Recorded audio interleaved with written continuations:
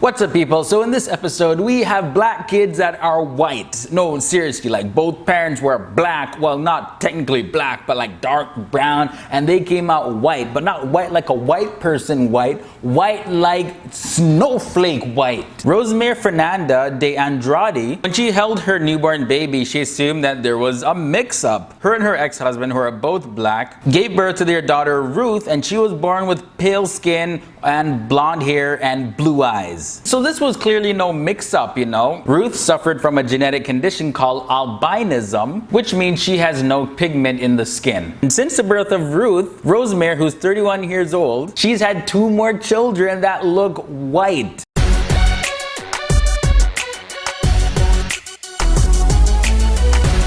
This episode's question of the day is, what color are you? Let me know, guys. Leave your responses in the boom box. I like to say I'm chocolate, like chocolate milk.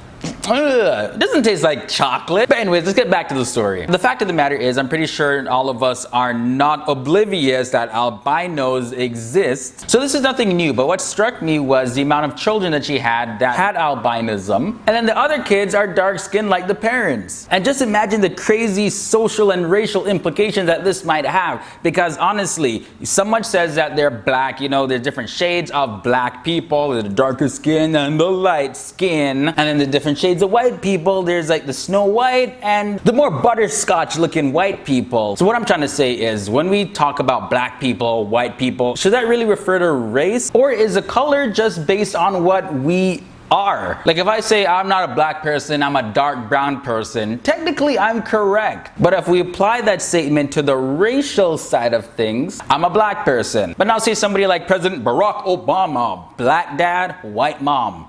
He looks more like a black person, so people label him as black. But what if he looked more white? Would he then be considered black? Why not just mixed? So you see what I'm talking about here? There could be so much mix-up going on in terms of identifying with a particular race for these children. But on top of these potential issues that may arise, and some of them have arisen already, Rosemere says that having children with this condition has other difficulties. I'm terrified they will develop skin cancer because they have no natural protection from the sun. I need to monitor them constantly to make sure they aren't burning and worry about what damage has already been done. But besides the health issues, guys, I feel that being albino shouldn't really be a social and racial issue, simply because they are a human being. Regardless of what color you are, why not just be able to live with the skin color that you are? We're all human beings. We got red blood and white eyeballs. But anyways, people, that was my 5 cents on everything. In the last episode, you guys were asked, what do you or did you like most about school? And this is what you said. I'd love to hear what you guys have to say about this. So sound off in the comment sections below. Leave your feedback, joining on the conversation. Don't forget to subscribe if you're new to stay tuned with all the latest and craziest news going on in our world today. And check out some of my other videos as well. Hit that like button if you want to show your support to FTD News. It really does help. And until next time, guys,